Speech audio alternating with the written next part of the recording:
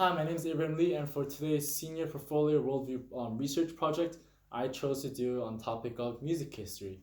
So, music has been a huge part of my life ever since I was 5 years old because I started to learn the violin and piano, which I really, really loved, and I still do love, and I still do play time to time. And so, music, what is it? It's just basically sounds you hear composed different together in different variations that form something beautiful to your ears. And I'm pretty sure everyone knows the type of music genres. And like if I told you to name a music genre, everyone would know what to say. Like because they always listen to some type of music. For instance, like rock, heavy metal, hip hop, whether it classical, jazz, or country, which I have no clue what people listen to. But stuff like that. So why I chose music history is because I was so interested in how all these different music genres I just kind of listed, some of them came together and how they came to be, like who made it, like how did it come to be, like did it evolve from somewhere. And so as a musician, as a violin practitioner and a piano player, throughout my musical career, I chose the four main important to me, which is the Baroque era, the classical, um, romantic, and jazz. So what I'm going to do today is I'm going to talk about each different eras and how it, what it is, who are the famous composers, some pros and cons of those eras in my opinion, and I'm gonna be playing a little bit snippet of it. I can't play too much because Mr. Dexter would hate that. But further ado, let's get started. Okay, so the Baroque era is a very, very, very, very strict era of music, which was very, very strict in the rules. So what I mean by strict is that in the music we have the sheet and you have little dots in the stem, and that's it. That's all you looked at. Any emotion, throw that out the window. You don't need that. Just straightforward, play as it is. Don't put your feelings into it because that's what the composer wants and that's what you're gonna play. And of course, when I was young, when I learned to play this type of music, I really hated it because I was like, this is boring. It's hard because the techniques are very confusing. But as I grew older, I understood that this is very important. This is the foundation of music, in my opinion. This was the start of the whole music genres that we all see today because it influences everywhere. So, what exactly is the Baroque period like? To be very exact, is time period around 1600 to 1750, and the word Baroque actually comes from Portuguese Barroco, which means oddly shaped pearl. And as you can tell, since it's strict, it is odd. It's different from the rest because classical, romantic, all the other genres, you feel so much like it's pleasing, but Baroque may sound very like kind of like old music to you.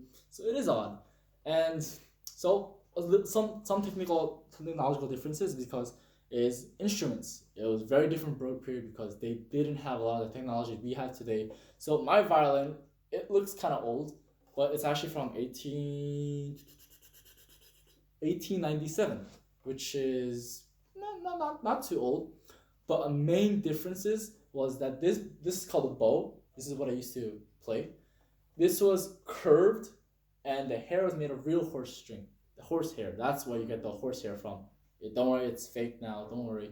And the strings, kind of disturbing, was made of sheep intestines, dried up. So it proves very like a very rigid sound.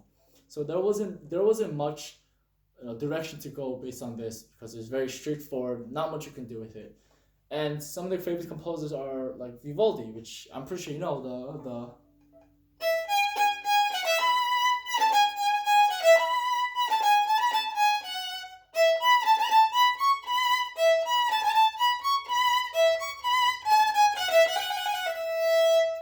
like stuff like that. Like everyone knows.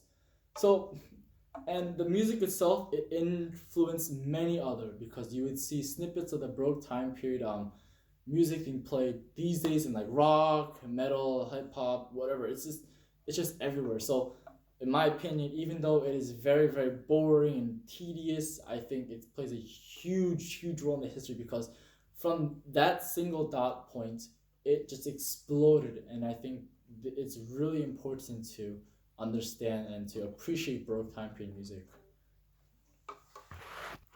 So next we have the classical music, which I'm pretty sure everyone heard of because it's the most popular. There's radio stations for it too. So this is roughly around 1750 to 1820 AD, somewhere around there. And it was, as I call it, it's called the Bent era because this is when it kind of starts deviating from the Baroque period because now you see the composers and the players starting to put their emotions into it, but still being pulled back really hard by the Baroque period era. So, as it's still limited, however, there's many different changes. Technology is so much better. It's not sheep and test and dried up strings. It's right now it's then metal, so it produces good sound. The bow is straight like this. So this type of violin would be very common in the classical era. A little bit different, but very very similar.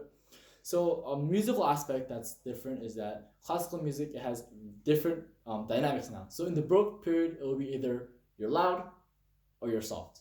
But in the classical, it'd be like you're loud, and then you kind of get a little louder, and you're louder and louder, and then you kind of get softer. So it was very different variations too. And also because of the technology advances, you have different instruments came into. So that means the orchestra is bigger, so you have more different sounds to play around with.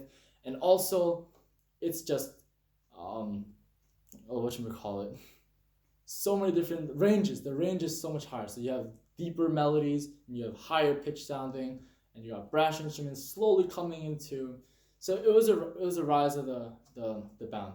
And due to time constraint, I don't think I can play my piece. But a piece I love is Bruch Concerto, which consists of this. It's a piece that just tells a story, and I know it's very absurd at the time, but it did because it consists of very different melodies.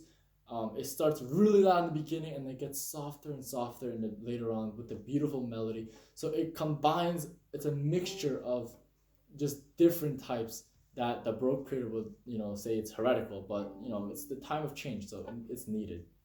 So moving on, next one's romantic, which as you can tell from the word, it's beautiful, it's lovely, it's just love serenade songs everywhere. Composers telling the story. So this is the time where technology is like improved really fast. So you have different techniques in the violin. It's called like the vibrato came out during this time, which is you can play a note regularly like this, but this time it came out with something like the. As you can tell, it's very like soft and it's just luscious and beautiful. So it gave a nice ring to the music. And so one thing about Romantic era is that the composers they used it to tell their stories. So since like folk songs and all the older modern songs are being forgotten, these composers took the opportunity to turn all these like folk tales and stories into like beautiful music. So you would often see like music in Romantic era, which usually tell a story. So if you like look read like a folktale story and listen to certain kind of music, you see like so this is where the hero does this or the hero dies or the whatever happens. So from that you can clearly hear the difference and see the all like the ups and downs of the story, the sad part and the happy songs. So a piece that I love is called Shiraz. It's just it's one of my favorite romantic pieces.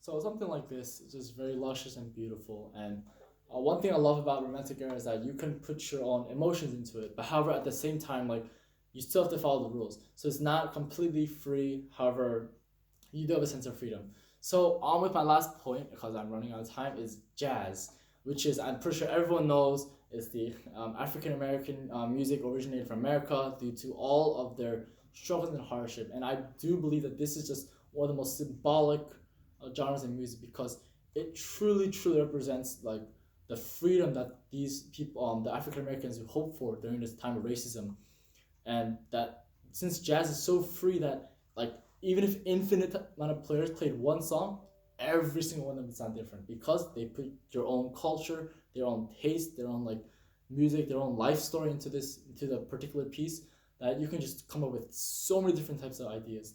And that's why I love it. And I do believe that jazz is something that people really love and long for because the idea of freedom and put your own taste really brings people together. I think that's what music is all about. Just different people, every nation, tribe, tongue, just coming together, playing the piece, enjoying it too, because we all have ears and the music is same. And just music doesn't require language, it doesn't require gender or anything. It's just music. It's just there, and that's why I think I love music and I started music. And jazz is very complex. It's like the free of the free. You can add notes in there. You can slow the tempo down. You can change how it is.